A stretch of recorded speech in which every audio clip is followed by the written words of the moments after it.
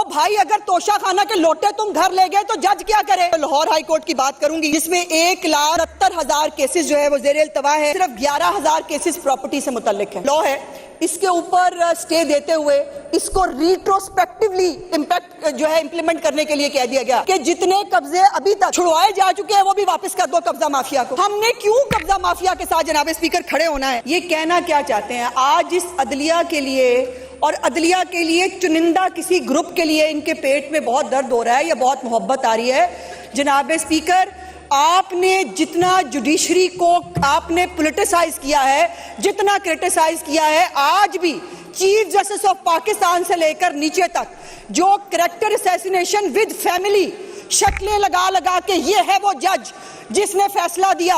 ओ भाई, अगर तोशा खाना के लोटे तुम घर ले गए तो जज क्या करे? जज ने तो फैसला देना है। और जनाब स्पीकर, मेरे भाई को सिर्फ 2-3 बातें अगर समझ में आ जाएं, काश के तेरे दिल में उतर जाए मेरी बात। जनाब, आज कोई किसी के खिलाफ तकरीर नहीं है, किसी के खिलाफ कोई ऐलाने जंग नहीं है, सिर्फ एक दूसरा पॉइंट ऑफ व्यू है। एक point of view chief justice साहिबा ने अपने केस के रिमार्क्स के दौरान और फैसले में दिया, उसकी एक तस्वीर का हमेशा दूसरा रुख होता है।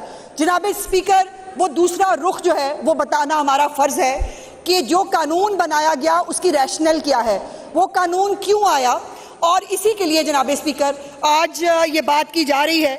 सो ये जो क्वेश्चंस उठाए गए इस पूरी प्रोसीडिंग्स के दौरान, मेरी कोशिश होगी कि मैं उन क्वेश्चंस के जो है वो आंसर कर सकूं। जनाब स्पीकर, यहाँ पर यह बात समझने की है कि ये कानून है उस जायदाद के ऊपर, उस लीगल हक का जो किसी ओवरसीज का है, जो किसी बेवा का है, जो किसी यतीम का है, किसी आम आदमी का है। जनाब स्पीकर, ताकतवर जो है ना इस मुल्क में, उसके लिए कानून के बहुत सारे राह खुल जाते हैं। वो बड़े से बड़ा वकील भी कर सकता है, उसके पास बहुत सारे ऑप्शंस मौजूद होते हैं। अगर नहीं सुनता कोई तो गरीब आम आदमी के नहीं सुनता। अगर नहीं केसों के फैसले होते तो किसी बेवा के नहीं होते। अगर नहीं फैसला होता तो उस बहन का नहीं होता जिसकी जमीन के ऊपर उसके भाइयों ने कब्जा किया होता है, और वो साल हर साल रगड़ा खाती है जनाब स्पीकर अदालतों के अंदर, और उसके पास बड़ी बड़ी फीस देने के लिए भी पैसे नहीं होते। तो जनाब स्पीकर, ये जो कानून है, ये जो कानूनी हक है, कानूनी मालकाना हक है किसी ज़मीन का, ये उसको इंश्योर करने के लिए है। जनाब स्पीकर, ये कब्ज़ा माफिया के खिलाफ कार्रवाई का हक है कि जो कब्ज़ा माफिया इस मुल्क में लोग, मैं नाम नहीं लेना चाहती, बहुत सारे लोग हैं जिनकी नस्लें सवर गई सिर्फ कब्जे कर करके। वो कब्ज़ा माफिया मशहूर है, सारी दुनिया जानती है, और वो भी कल को वो भी भाषण दें। और ये इसी किस्म का एक पूरा नेटवर्क है जनाब स्पीकर कब्जा माफिया का, जो जिसके खिलाफ जो है ये कानून है। ये आम शहरी को अदालती पेचीदगियों से जो है वो जनाब स्पीकर बचाने का कानून है। और ये प्रॉपर्टी के जो तनाज़ात है, अब जैसे मैंने गुजारिश की जनाब स्पीकर, मोस्टली ये होता है कि ख़ानदान के अंदर तनाज़ा होता है, दो भाइयों के बीच में भी हो सकता है, बहन भाई के बीच में भी हो सकता है। जनाब स्पीकर, ये भी देखा गया कि यतीम बच्चे जिसका बाप फौत हो गया, उसके चचा ने, उसके ताया ने, उसके किसी रिश्तेदार ने उसकी ज़मीन पर कब्जा किया है, जनाब स्पीकर, उस बच्चे का जो मालिकाना हक है उसको लौटाने का केस है जनाब स्पीकर। ये उसके लिए कानून है। अब मैं कुछ चीज़ें जनाब स्पीकर, इस कानून के जरिए हुकूमत क्या करना चाहती है, इस पर बहुत बात हुई। वो ब्यूरोक्रेसी, एक तो लोगों की ना कुछ छेड़ है ब्यूरोक्रेसी, हर बात पे ना वो ब्यूरोक्रेसी। तो भाई, ब्यूरोक्रेसी के जरिए मुल्क चलता है ना, अच्छे बुरे लोग आपके बीच में भी हैं, हमारे बीच में भी हैं, लेकिन ब्यूरोक्रेसी के खिलाफ एक महाज इकट्ठा खड़ा करना ये एक पुरानी आदत है। जनाब स्पीकर, इसमें गैर कानूनी कब्जा साबित होने पर जो फौरी रेस्टोरेशन ऑफ कब्जा है, कि अगर जो कमेटी बनती है जनाब स्पीकर, उसने 90 दिन के अंदर अंदर फैसला करना है। एक एप्लीकेशन जाती है, उस एप्लीकेशन पे कमेटी बैठती है, 90 दिन के अंदर अंदर उसने फैसला करना। और जनाब स्पीकर, मुझे आपको ये बताने में निहायत खुशी महसूस हो रही है, 5000 से ज्यादा केसेस, अगर मैं एग्जैक्टली बता सकूं आपको, 5044 केसेस का फैसला कब्जा समेत, 5000 ओवरसीज यतीम, बेवाएं, बच्चे, नादार आम आदमी को जो है वो कब्जे मिल चुके हैं 5044 केसेस के अंदर। ये उनका हक है जो उनको जो है इस हुकूमत ने प्रोवाइड किया इस कानून के तहत। उसके साथ साथ जनाब स्पीकर, जाली इंतकालात और बोगस दस्तावेजात, जब ये कमेटी बैठती है इसके सामने दस्तावेजात आती हैं, उस दस्तावेजात की जनाब स्पीकर स्क्रूटनी होती है। वो कमेटी बैठकर वहां पर कई केसेस में जनाब स्पीकर ये सामने आया कि जो दस्तावेजात पेश की जा रही थी वो बोगस थी, वो फेक थी, और उन बोगस कागजात के ऊपर जो है वो बेस बनाकर वहां कब्जा किया गया था। जनाब स्पीकर, मुझे ये बताइए कि ये बोगस कागजात और इन दस्तावेजात को जो है वो उस कानून के तहत उनके खिलाफ कार्रवाई होना कैसे गलत है? इसको कौन गलत कह सकता है? और उसके बाद जनाब स्पीकर, एक फास्ट ट्रैक रिलीफ है जो मुतासरीन को दिया गया उनको, और मैं अगर आप जनाब स्पीकर अगर आपको इत्तफाक हुआ और सोशल मीडिया देखने का, या बहुत सारे लोग जो यहाँ पर हमारे नुमाइंदे बैठे हैं, जिन जिन के इलाकों में ये फैसले आए हैं, लोग कितने खुश हैं, लोग कितनी दुआएं दे रहे हैं, लोग कितना रिलीफ महसूस कर रहे हैं जनाब स्पीकर। और इसके अंदर जो सबसे पहला एतराज हुआ कि जी ये हक छीन रहा है किसी का, मुझे बड़ी हैरत है जनाब स्पीकर, एक हकदार को उसका हक देना, इसमें हक छीनना किसका हो गया? हाँ, कब्जा माफिया से हक छीना है, वो हम छीनेंगे। किसी ताकतवर से कब्जा माफिया से उसका जो है प्रॉपर्टी को छुड़ा के आम आदमी को देना उसका हक है, वो हम उसको दिलाएंगे। ये क्या एतराज है कि जी वो किसी का हक छीना है? उसके बाद जनाब स्पीकर, मैं ये बात बड़ी कैटेगोरिकली कहना चाहती हूँ कि ये कानून आम आदमी के लिए है, और हुकूमत पंजाब हर उस आम आदमी के साथ, हर उस औरत, यतीम, बेवा के साथ खड़ी है जिसके साथ ज्यादती होती है, जिसकी जमीन पे कब्जा होता है, उसको दिनों में नहीं घंटों में जनाब स्पीकर, घंटों में उनके कब्जे जो है उनको वापस दिलाए गए हैं। जनाब स्पीकर, एक वर्ल्ड जस्टिस प्रोजेक्ट 2025 की रिपोर्ट के मुताबिक पाकिस्तान की अदालतों में 2.3 मिलियन केसेस ज़ेर इल्तवा हैं जनाब स्पीकर।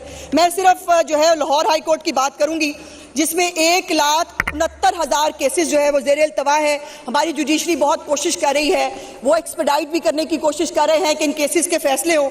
इन तमाम जो 1,69,000 केसेस हैं जनाब स्पीकर, इनमें सिर्फ 11,000 केसेस प्रॉपर्टी से मुतल्लिक हैं, और इसकी अगर आप पीछे जाके देखिए तो ये कम अज कम औसतन इस जो प्रॉपर्टी के केसेस हैं इसमें 7 से 10 साल लगते हैं जनाब स्पीकर, 7 से 10 साल लगते हैं ये जो है वो हाई कोर्ट तक जाने में। और अगर कहीं सिविल कोर्ट के अंदर अगर कोई 15-20 साल में फैसला हो जाए तो 5-7 साल लगेंगे हाई कोर्ट में।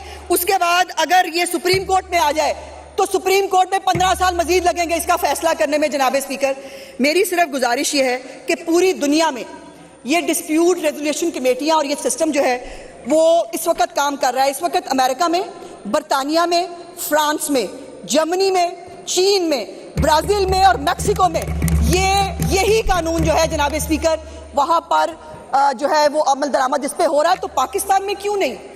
हमने क्यों कब्जा माफिया के साथ जनाब स्पीकर खड़े होना है? और एक मुझे सिर्फ मैं खुद जनाब स्पीकर बाय प्रोफेशन वकील हूँ, मेरा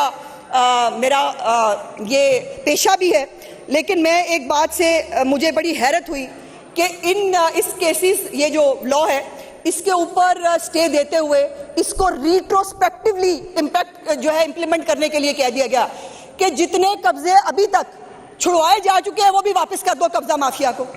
जनाब स्पीकर, ये किस तरह का इंसाफ है कि एक तो रिट्रोस्पेक्टिव इफेक्ट हो ही नहीं सकता कानून के अंदर, और आप उसको रिट्रोस्पेक्टिव इफेक्ट देके कह रहे हैं कि जो कब्जे 5,000 आपने छुड़वाए हैं उन दोबारा उनको भी लाइन में लगाओ, वो भी 15-15, 20-20 साल रुले। मैं बड़ी कैटेगोरिकली जनाब सिर्फ ये इतनी गुजारिश करके आपसे इजाजत चाहूंगी कि पूरी दुनिया में तेज तर इंसाफ के लिए और आम आदमी की रिलीफ के लिए यह कानून इस्तेमाल हो सकता है, तो पाकिस्तान में क्यों नहीं हो सकता? हमें एक फैसला करना पड़ेगा। लाइन के इस तरफ है एक आम आदमी जिसके साथ जुल्म हो रहा है, जिसकी जमीन पे कब्जा है, दूसरी तरफ है वो कब्जा माफिया या ताकतवर आदमी जो अपनी बेटी को, अपनी बीवी को, अपनी बहन को, अपने किसी यतीम को वो उसको स्नैप करके उसकी प्रॉपर्टी के ऊपर कब्जा करता है, उसको आवाज जो है वो निकालने की इजाजत नहीं है, उसको इंसाफ मांगने की इजाजत नहीं है। तो मैं ये बात जनाब स्पीकर बिल्कुल कहना चाहती हूँ कि चीफ मिनिस्टर साहिबा इसके ऊपर बिल्कुल कमिटेड है। जैसे उन्होंने पंजाब के अंदर बाकी बहुत सारे जो प्रोजेक्ट्स आम आदमी की ज़िंदगी में बेहतरी लाने के लिए शुरू किए हैं, वो सुथरा पंजाब हो, वो ग्रीन बसेस हो, वो आपकी इंफ्रास्ट्रक्चर हो, स्कूल और कॉलेजेस की हालत बेहतर करना हो, नए अस्पताल बनाने हो, जनाब स्पीकर, उनके लिए ये उतना ही एक अहम मामला है।